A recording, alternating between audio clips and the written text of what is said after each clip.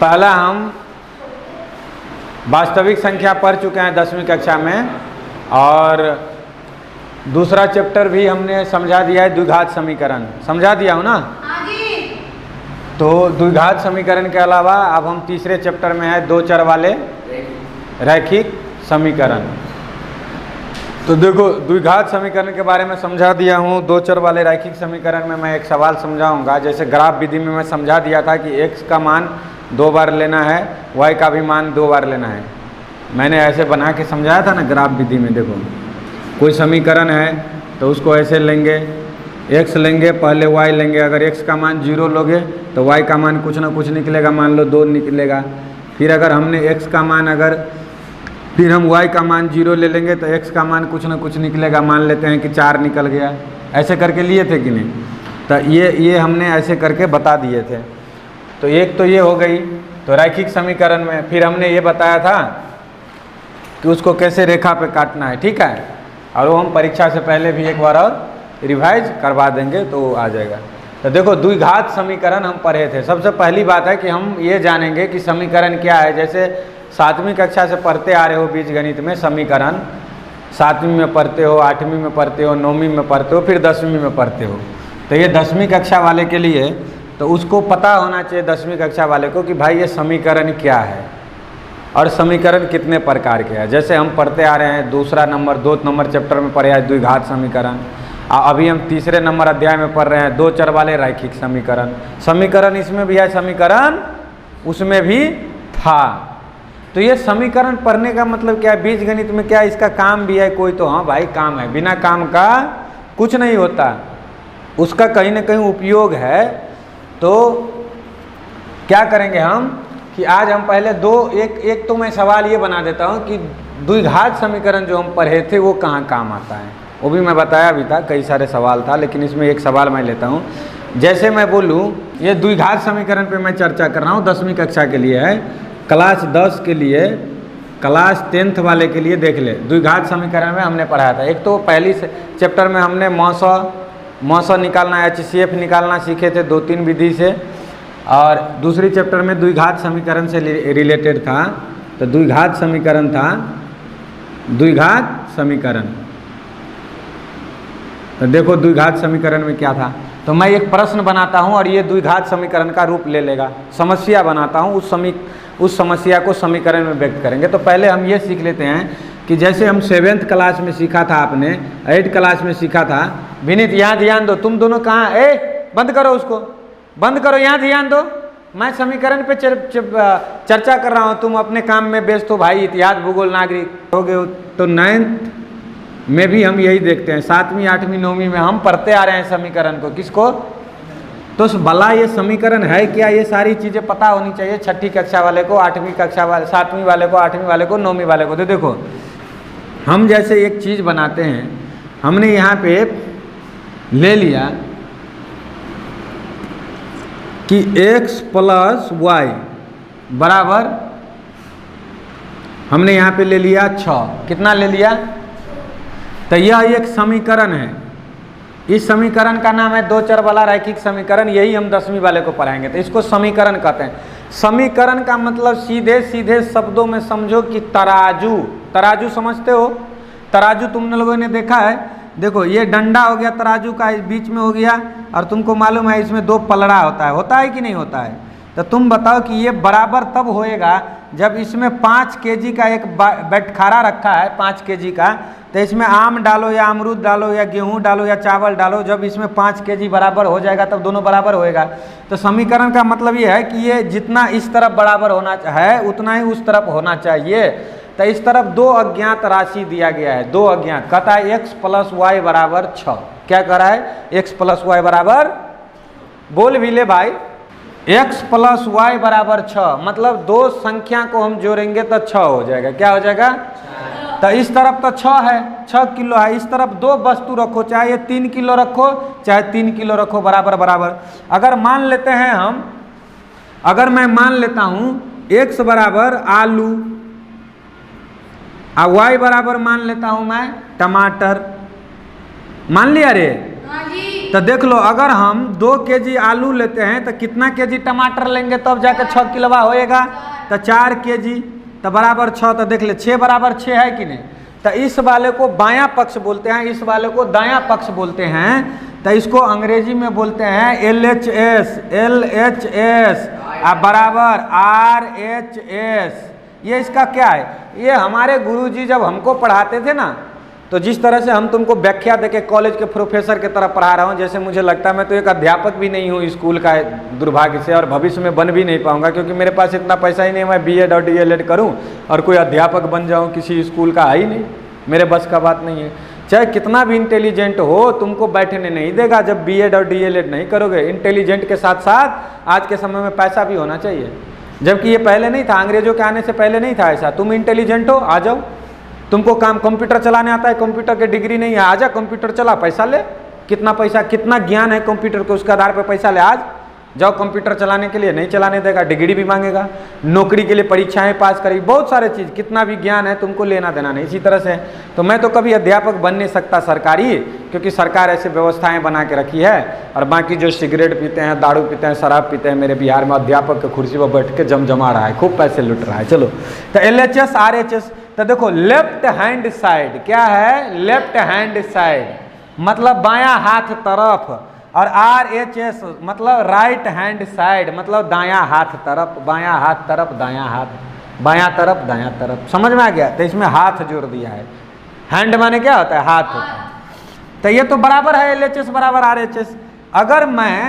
अगर मैं तुमको बता रहा हूँ कि अगर मैं 1 केजी टमाटर ले लूँ, 1 केजी आलू ले लूँ, तो कितना टमाटर लेना पड़ेगा? 5। तो ये हो जाएगा 6। देखो, अच्छा, अगर मैं यहाँ पे इसको क्या करूँ कि 0 केजी अगर मैं आलू ले लूँ तो 6 केजी हमको टमाटर लेना पड़ेगा, तब जाके 6 होएगा। तो ये इसका हल है, इसका हल है। ऐसे अनंत हल हो जाएगा कि नहीं हो जाएगा? करोड़ों हल हो जाएगा कि नहीं हो जाएगा? तो इसका करोड़ों हल है, लेकिन इसका वास्तविक हल निकाल लेंगे तो ये करोड़ों हल ऐसे हो गया। तो ये जो समीकरण है, समीकरण का ये हल कहलाता है। अच्छा, तुमको मैं बताऊं कि अगर मैं 2 और 3 को दे दूं तो ये 6 के बराबर है, ये समीकरण का हल है। अगर मैं 2 केजी आलू और 3 केजी टमाटर ले लूं तो 5 केजी हो गया, तो बराबर तो हुआ नहीं तराजू, है तो बेईमानी की बात हो गई। तो ये समीकरण का हल नहीं है, लेकिन ये समीकरण का हल है। समझ में आ गई बातें? तो देखो, मैं द्विघात समीकरण से रिलेटेड एक क्वेश्चन लेता हूँ कि क्या है। तो पहली बात ये हो गई कि पहले तो हमको ये सीखना पड़ेगा कि धनात्मक पूर्णांक क्या है। क्या सीखना पड़ेगा?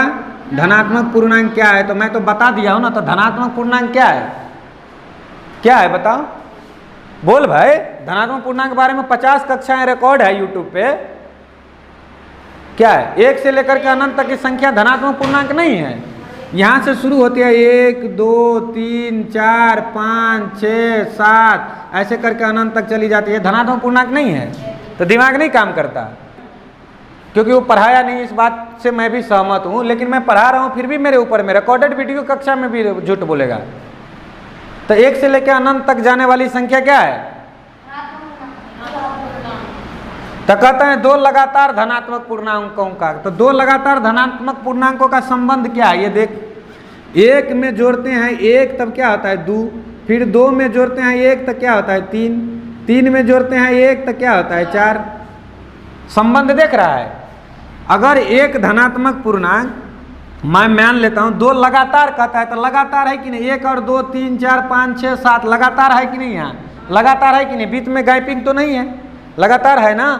तो क्या कहता है देख ले, अगर मैंने मान लिया है क्या कि 2 लगातार धनात्मक पूर्णांकों का गुणनफल 306 है, तो दोनों पूर्णांक क्या है? ठीक है भाई।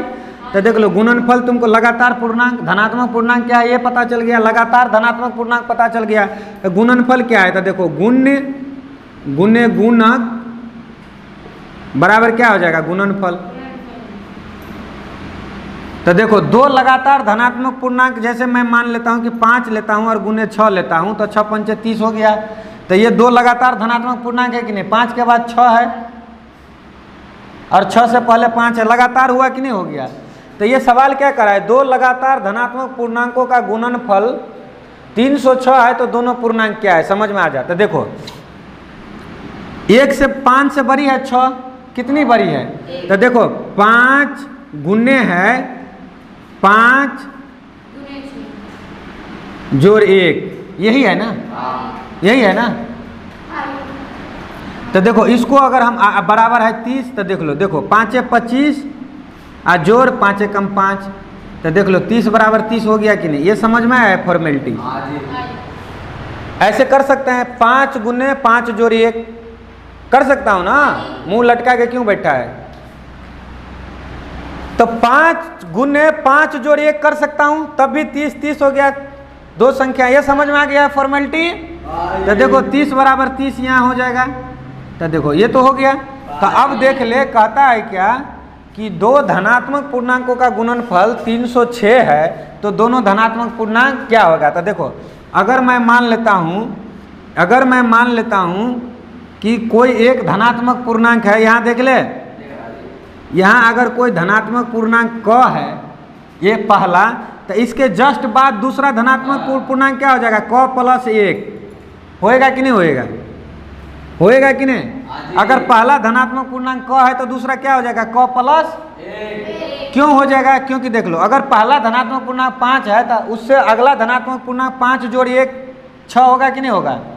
तो ये बनाएंगे तो कोई दिक्कत नहीं ना है? तो ये बात समझ लें। देखो माना कि, मान लूँ हल करता हूँ यहाँ से हल, तो देखो माना कि प्रथम धनात्मक पूर्णांक बराबर क है। क्या है? क। ये ABCD का चक्कर छोड़ दे, हम क ख ग भी ले सकते हैं। ये A² B² Y² D², ये क्या है भाई? हम तो गणित, अपनी गणित जो लिखे हैं ना उसमें क, ये अ क ख ग यही दिया। हिंदी को हिंदी में ही लिखा हूँ, गणित को अंग्रेजी गणित खिचड़ी नहीं बनाया हूँ। तब माना कि प्रथम धनात्मक पूर्णांक क्या है? क है, तो दूसरा धनात्मक पूर्णांक क्या हो जाएगा? अतः दूसरा धनात्मक, दूसरा धनात्मक पूर्णांक क्या हो जाएगा मेरे भाई? ये ध पू है, क्या है? धनात्मक पूर्णांक क्या हो जाएगा? क प्लस 1। ये हो जाएगा कि नहीं हो जाएगा? क्यों हो जाएगा? यहाँ थ्योरी है स्पष्ट। तो देख लो, अब देख लो, यहाँ देखो, तो देखो इन दोनों का गुणनफल कितना है? 306। तो देख लो,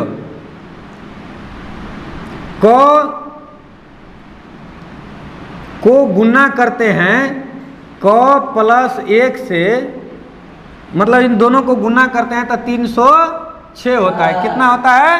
306। तो 306 होता है। तो देख ले भाई, क को क से गुना करेंगे तो क स्क्वायर, और 1 को और क को गुना करेंगे तो कितना हो जाएगा? क। 1 को क से गुना करेंगे, किसी को गुना करोगे, देखो क को गुना कर रहा हूँ, क गुने 1, तो 1 को किसी से गुना करोगे तो वही संख्या होगा। क्यों? क्योंकि 2 गुना 1 करता हूँ तो 2 होता है, तो क गुना 1 क नहीं होगा। भाई बुद्धि थोड़ा एक्स्ट्रा चलाया कर। गणित इसीलिए कहा जाता है कि गणित पढ़ने से दिमाग की नसें खुल जाती है। नस खोला कर, और वो पढ़ने से दिमाग की नस नहीं खुलने वाली, वो दिमाग बंद ही हो जाएगा। क्यों? क्योंकि न तो समुद्रगुप्त को पढ़ाया जाता है, न तो चंद्रगुप्त को पढ़ाया जाता है, न तो विक्रमादित्य को पढ़ाया जाता है, न तो चाणक्य को पढ़ाया जाता है। किसी को पढ़ाया नहीं जाता है। पढ़ाया उसको जाता है जिसका कोई काम ही नहीं है, जिसको बुद्धि विवेक ही नहीं। यूरोप वाले को भारत में यूरोप वाला क्या करेगा? झक मारेगा इतने बड़े बड़े, तो उसको पढ़ के क्या करेगा भाई? तो देख लो, ये समझ में आ गया। क स्क्वायर प्लस क बराबर कितना? 306। ये हो गया द्विघात समीकरण। द्विघात है कि नहीं? क के घात 2 है कि नहीं? द्विघात हो गया। 3 त्रिघात।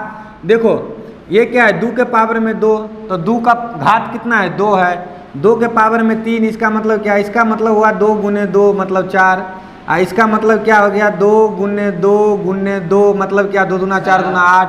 6 कैसे हो गया? 2 दूना 4 और 4 दूना 8। 2 के घात 3 हो गया, 2 के घात 2 है। यहाँ क के घात कितना है? तो द्विघात समीकरण ये हो गया। क्या हो गया? द्विघात समीकरण। अब तू बड़ा आंसर देता था गजेंद्र, तुम 7वीं कक्षा से पास करके 8वीं कक्षा में आए हो। 10वीं का सवाल है और 10वीं कक्षा वाले को मैं पढ़ा रहा हूँ, और तुम बोलते हो हाँ जी ये हो जाएगा, ये हो जाएगा, इतना को गुना करेंगे। मैंने जोर था तो तुमने बड़ा इजी बेस से करोड़ों निकाल लिया। अब निकाल के दिखा। तो वो दोनों लगातार संख्या क्या है, सिद्ध भी करेंगे गुना करके। तो ये समीकरण बन गया भाई। अच्छा मैं इसको मिटा दूं अब। ये क स्क्वायर जोड़ क बराबर 306 कैसे बना, समझ में आ गया। लगातार धनात्मक पूर्णांक क्या होता है समझ में आ गया, धनात्मक पूर्णांक क्या होता है समझ में आ गया। चल आगे बढ़े, तो इसको मिटाता हूं मैं। तो देखो द्विघात समीकरण को कैसे हल करते हैं। हल करने के बहुत सारे विधि हैं, लेकिन जो हम तुमको बताए हैं शुभम और सागर, ध्यान दें, हमने तुमको क्या बताया कि इस समीकरण को हम ऐसे बना सकते हैं या कर सकते हैं, या क स्क्वायर, या हम इसको लिख सकते हैं, देख लो, क स्क्वायर प्लस क माइनस 306, क्या लिख सकते हैं, x square plus x minus 306 बराबर 0, क्या 0।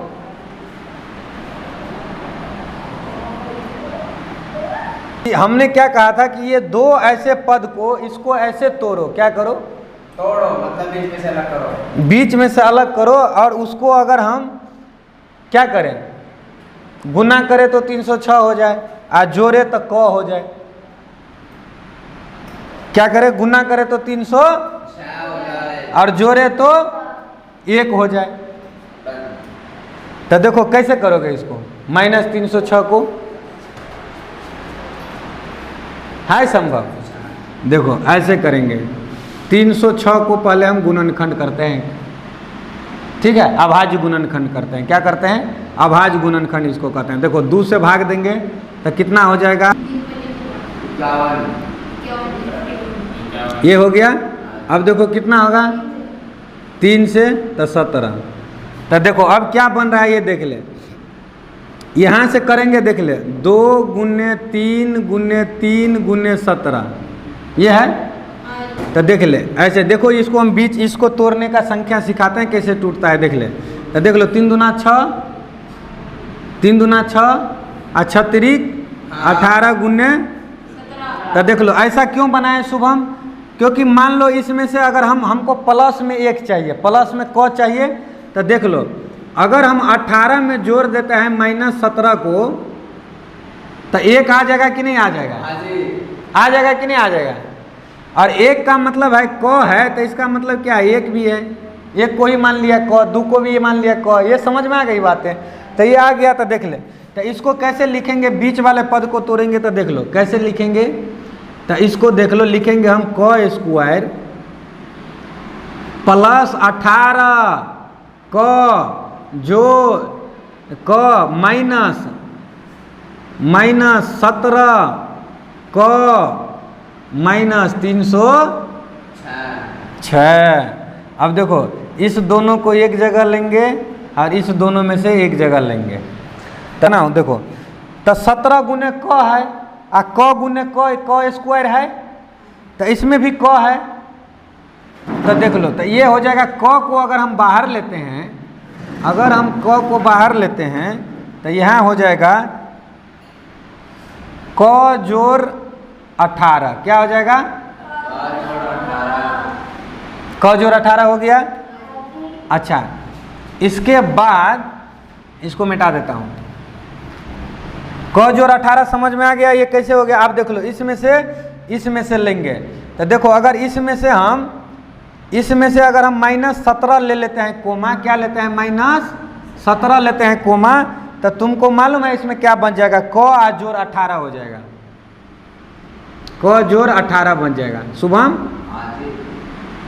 तो अब देख ले,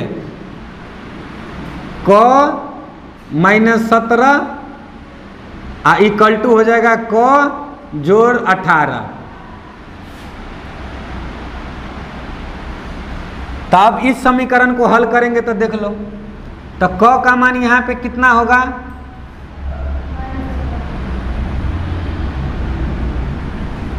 क माइनस 17 बराबर 0, तो क बराबर कितना हो जाएगा, 17 हो जाएगा।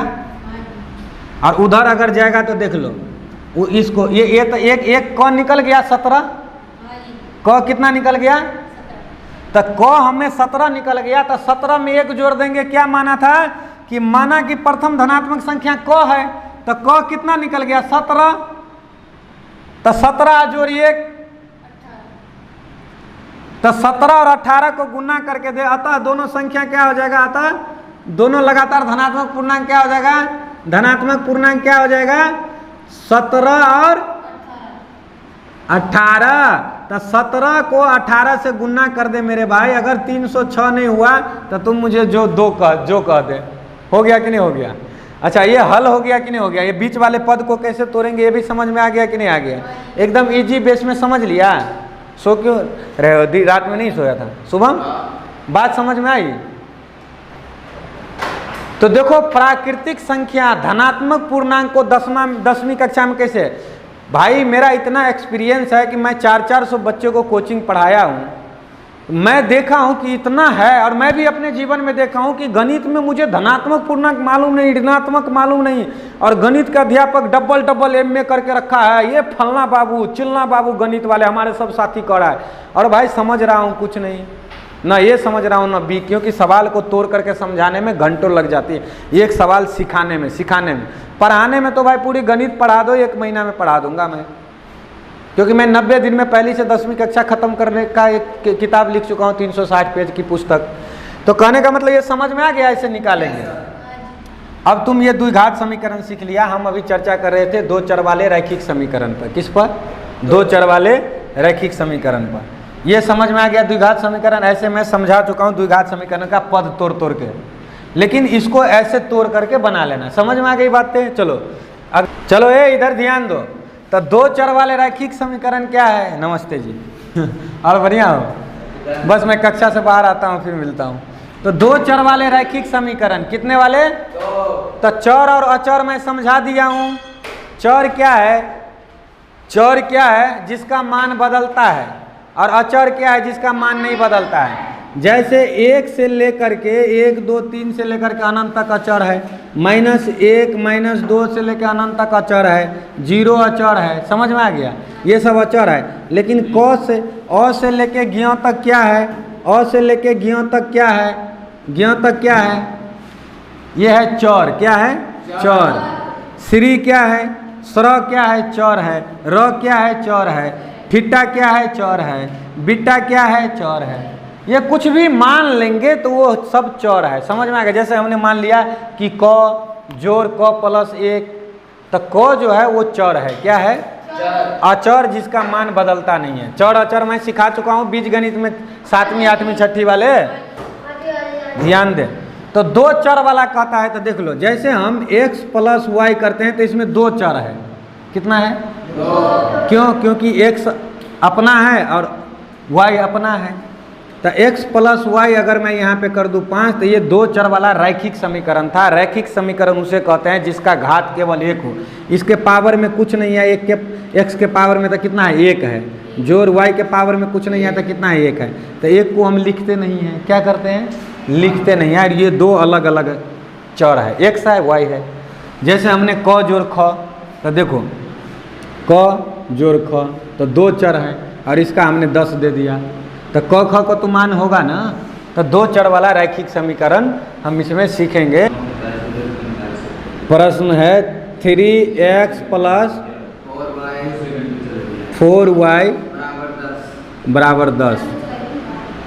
अरे चुप रहो। ये समीकरण 1 है। दूसरा बताओ। 2x - 2y = 2। ये समीकरण 2 है। तो इसको हम विलोपन विधि और प्रतिस्थापन विधि से सीखते हैं कि कैसे हल करते हैं। तो पहले हम प्रतिस्थापन विधि से सीखेंगे। ग्राफिक विधि से तो सीख लिए, अब हम इसको प्रतिस्थापन विधि से सीखेंगे। प्रतिस्थापन मतलब स्थापित कर देंगे। तो देखो, हम x और y के रूप में किसी को लिख सकते हैं। तो यहाँ हम लिखते हैं हल लिखते हैं, और यहाँ हल के बाद में हम लिखते हैं समीकरण 1 से। तो समीकरण 1 से क्या है? तो 3x + 4y = 10 है। तो x बराबर हमने ज्ञात करे या y बराबर, ये बताओ। तो मैं x बराबर ज्ञात कर लेता हूँ, कर लेना। y बराबर भी ज्ञात कर सकते हो, x बराबर भी, x के रूप में भी y के रूप में। तो देख लो 3x बराबर इस तरफ से उस तरफ ले जाएंगे तो क्या हो जाएगा? 10 - 4y हो जाएगा। अब देख लो x बराबर क्या हो जाएगा? इस तरफ है तो ये गुना में है, उस तरफ जाएगा तो भाग में हो जाएगा, तो हो जाएगा 10 - 4y बट्टा हो जाएगा 3। तो x का मान कितना है, इसको हम समीकरण 3 मान लेते हैं। क्या मान लेते हैं? तो समीकरण 3 को समीकरण 2 में x के स्थान पर रखने पर क्या करते हैं, समीकरण 3 को समीकरण 2 में x के स्थान पर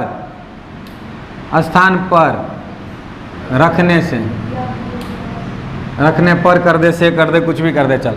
तो समीकरण 2 में हम x के स्थान पर रखेंगे, तो समीकरण 2 हमारा कितना है देख ले, तो 2 गुना में हो जाएगा, क्या हो जाएगा, इसको रखेंगे तो 10 - 4y बट्टा 3 -2y बराबर 2 हो जाएगा। समझ में आ रही है? यहाँ देखो बोर्ड पे देखो। अब इसको बट्टा में तुम बना लो, अगर कुछ नहीं है तो 2 को 2 बट्टा 1 लिख लो। तो देखो 2 से गुना करेंगे 10 को, तो कितना हो जाएगा, 20 हो जाएगा। माइनस है तो माइनस लगा दो, 4 दूना 8y। अच्छा, इसके बाद 3 को 1 से गुना करेंगे तो कितना हो जाएगा, 3 माइनस हो जाएगा 2y बट्टा में कुछ नहीं है 1 लगा दे, अब बराबर हो गया 2 बट्टा में कुछ नहीं है 1 लगा दे। समझ में आ गया? ये हम लगाना सिखाए थे ना रे भिन्न में, परिमेय संख्या में, सभी परिमेय संख्याएं पी वाई, तो 2 को परिमेय संख्या में लिख, पी वाई क्यू के रूप में लिखना है, 2 बट्टा 1 लिख दे। ये समझाया था कि नहीं समझाया था? तो देख लो, इसको मैं करूं तो इसको देखो यहाँ करता हूँ, देखो 3 का और 1 का लॉसक करेंगे तो कितना होएगा, 3 होएगा, 3 होएगा कि नहीं होएगा? अच्छा, अब देख लो 3 से भाग देंगे उसमें तो 1 होएगा, तो 1 को 20 से गुना करेंगे तो कितना होएगा, 20। देखो एकदम तोड़ के समझा रहा हूँ बच्चे के तरह, माइनस हो जाएगा 8y। समझ में आ गई बातें? अब देख लो माइनस का चिन्ह है बीच में, तो माइनस का चिन्ह लगा दें। अब 1 से भाग देंगे 3 में तो 3 हो जाएगा, और 2 को गुना करेंगे तो माइनस हो जाएगा, 3 दूना 6y बराबर कितना हो जाएगा, 2 बट्टा 1। अब क्रॉस मल्टीप्लाई करेंगे तो 1 से गुना करेंगे 20 को, तो यह हो जाएगा 20 - 8y - 6y, सभी को गुना कर दिए 1 से, बराबर हो जाएगा 6। कितना हो जाएगा, 6। या कर देंगे हम, तो देख लो इस दोनों को जोड़ देंगे तो ये हो जाएगा 20 - 8 6 कितना, 14y बराबर 6। अब देख लो या 20 को उस तरफ ले जाएंगे तो -14y बराबर हो जाएगा 6 - 20, तो या कर देंगे तो -14y बराबर हो जाएगा -14। समझ में आ गई? या कर देंगे तो माइनस से माइनस कट गया, तो y बराबर हो गया 14 बट्टा 14, तो बराबर 14 बट्टा 14 बराबर कितना हुआ, 1 हो गया। तो y का मान कितना निकल गया, y बराबर कितना निकल गया, 1 निकल गया। 14 कैसे निकला, y बराबर 14 बट्टा 14 निकला, तो 1 निकल गया। अब हम समीकरण 3 में क्या करेंगे, समीकरण 3 में y बराबर 1 रखने पर क्या करेंगे, समीकरण 3 में y बराबर 1 रख देंगे। समझ में आ रही है? तो समीकरण 3 में हम y बराबर 1 रख देंगे, तो देख लो x बराबर कितना है, 10 - 4 गुने 1 हो जाएगा, और बट्टा हो जाएगा 3, तो x बराबर कितना हो जाएगा बता, 10 - 4 बट्टा 3, तो कितना हो गया रे, 6 बट्टा 3, तो कितना हो गया, 3 × 3 3 दूना 6। अतः x बराबर 2 और y बराबर 1, y बराबर 1। समीकरण का हल निकल गया कि नहीं निकल गया? इसको कौन सा विधि कहते हैं, प्रतिस्थापन विधि। प्रतिस्थापन विधि, ये 10वीं कक्षा के चैप्टर नंबर 3 जो हम अध्याय 3 पढ़ेंगे तो उसमें प्रतिस्थापन विधि, ग्राफिक विधि हमने देख लिया, अब हम प्रतिस्थापन विधि से देख लिए। इसको कौन सा विधि कहते हैं, प्रतिस्थापन। अब हम एक और विधि से हल करें, विलोपन विधि। इसके बाद में वज्र गुणन विधि से हल करेंगे। तो वो विलोपन विधि से एक हल करता हूँ, फिर हमारा समय भी हो गया है, ज़्यादा समय हमने ले। ये बात समझ में आई?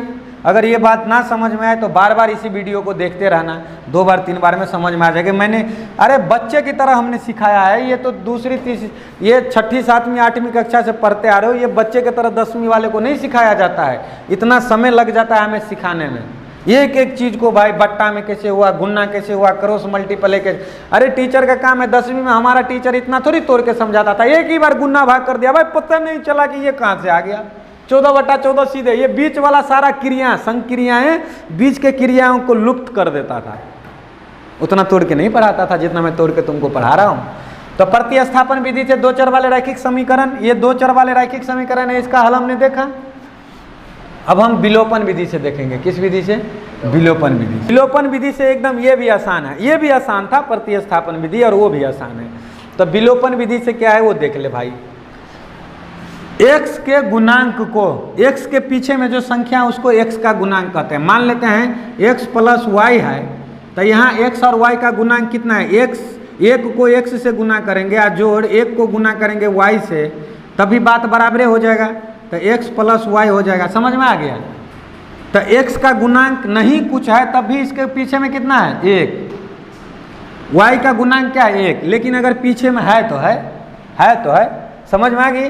तो देखो x के गुणांक से समीकरण 1 को गुना करेंगे, तो x का गुणांक 2 है, और गुना करेंगे x के गुणांक से गुना करेंगे 1 के x के गुणांक से गुना करेंगे 2 को, तो 3 हो जाएगा, और 2 के x के गुणांक से हमने उसको कर दिया। समझ में आ गई बात? ये तो समझ में आ गया। यहाँ से उठा करके इसको कर दे, यहाँ से उठा करके इसको कर दे। अब देख लो गुना करेंगे तो देख लो, सभी को गुना कर देंगे तो देख लो, तो समीकरण कैसा बन जाएगा देख लो। 3 दूना 6x जोड़ 4 दूना 8y बराबर 10 दूना 20। समझ में आ गया? एक में से दूसरे घटा लेंगे। यहाँ देख शुभम, 3 दूना 6x माइनस है तो माइनस 3 दूना 6y बराबर 3 दूना 6। ये समझ में आया? अब इसको हम घटा लेते हैं, विलोप कर देते हैं। क्या करते हैं? तो देख लो यहाँ जोड़ का चिन्ह है तो यहाँ हम माइनस कर देते हैं, यहाँ माइनस का चिन्ह है तो यहाँ प्लस कर देते हैं, यहाँ जोड़ का है कुछ नहीं है तो यहाँ हम माइनस कर देते हैं। समझ में आ गई बातें? तो देख लो x धनात्मक और ऋणात्मक है, कट गया। अब देख लो ये धनात्मक है तो कितना हो गया? 8 6 14y बराबर कितना हो गया? 20 में से 6 गया तो 14 हो गया। तो देख लो y बराबर कितना हो जाएगा? 14/14, तो बराबर 1 हो गया कि नहीं? y बराबर कितना हो गया? 1। अब क्या करेंगे? समीकरण 1 में या 2 में कहीं भी y का मान इनपुट कर देंगे। देख लो, तो यहाँ लिख देंगे समीकरण 2 में y बराबर समीकरण 2 में y बराबर 1 रखने पर क्या करेंगे? समीकरण 2 में y बराबर क्या करेंगे? 1 रख देंगे। तो देख लो x का मान निकल जाएगा। तो समीकरण 2 क्या है? 2x माइनस 2 गुने 1 बराबर 2 है ना रे शुभम? तो देख लो 2x बराबर माइनस 2 बराबर 2 हो गया। तो देख लो 2x बराबर कितना हो गया? देखो उस तरफ चला जाएगा तो 2 + 2 हो गया, तो 2x बराबर कितना हो गया? 4 हो गया। तो x बराबर कितना हो गया? 4/2 हो गया, तो बराबर 2 हो गया कि नहीं? अतः समीकरण का हल क्या हो गया? x बराबर 2 और y बराबर क्या? ये विलोपन विधि था। कौन था विधि था? विलोपन विधि था।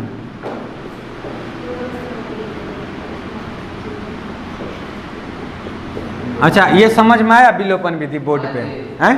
विलोप करने के लिए क्या करेंगे? इससे गुना कर देंगे, इसको उससे गुना कर देंगे। समझ में आ गया? घटा लेंगे तो 1 का मान निकल जाएगा y का। हम x वाले से भी गुना कर सकते हैं, इस y वाले से भी, इस y वाले को इससे गुना कर देंगे, इसको इससे गुना कर देंगे, y मिट जाएगी, x का मान निकल जाएगा। बात समझ में आई? मतलब 10वीं का गणित तुमको कठिन इसलिए लगता है कि तुम्हारा अध्यापक ने तुमको न तो मैं क्या बताऊं तुमको, ना तो पहली का सही से पढ़ाया, ना दूसरी का पढ़ाया, ना तीसरी का पढ़ाया, ना चौथी का पढ़ाया, ना पाँचवीं, ना छठी, ना सातवीं, ना आठवीं, ना नौवीं, सीधे 10वीं में टपक के मेरा दिमाग खा रहे हो। या तुम्हारा अध्यापक तुमको पढ़ाया तो तुमने नहीं ध्यान दिया, केवल अध्यापकों की गलती नहीं है। अब मैं पढ़ाने वाला अध्यापक यहाँ झक मार रहा हूँ 1 साल से, और कोई बच्चा गणित का ABCD नहीं सीखा, मैं क्या करूँ? मैं तोड़ तोड़ के एक धनात्मक पूर्णांक को क्या रे 1000 बार से ज़्यादा बार बता चुका हूँ ना। तुम तो था ना जब मैं यहाँ एंट्री किया था इस गुरुकुल में संदीपन के समय में, तो संदीप के समय में भी हमने सिखाया था कि नहीं? मैं सबसे पहले फंडामेंटल बेस की बात कर रहा हूँ। जब नींव नहीं रहेगा, आधार नहीं रहेगा, तुम्हारा फंडामेंटल बेस मजबूत नहीं रहेगा, तुम गणित में सुपरस्टार नहीं, सुपर जीरो भी नहीं ला सकते हो, ऋणात्मक ही जाओगे, कर्ज में ही रहोगे। अगर ऋणात्मक मार्किंग कर देना तो तुम माइनस में अंक प्राप्त कर लोगे, 60-70। ऋणात्मक अंक मालूम है तुम्हें कि तुमको 2 सवाल देंगे, एक सवाल सही किया था ठीक है इतना नंबर, अगर एक सवाल गलत किया था इतना नंबर काट लेंगे, तो माइनस हो गया। समझ में आ गई बातें? तो गलती केवल अध्यापकों की नहीं है, लेकिन भारतवर्ष में 100 अध्यापक में से 80 अध्यापक भी वैसे ही है, और 100 बच्चे में से 90 बच्चे भी वैसे ही है जो पढ़ने वाले नहीं हैं। अब 5-10 की क्या औकात भाई 100 में? अगर कोई नेता को 100 वोट गलत को मिल जाए, 10 वोट सही को मिले, सही आदमी बन सकता है, कुर्सी पे बैठ सकता है ना?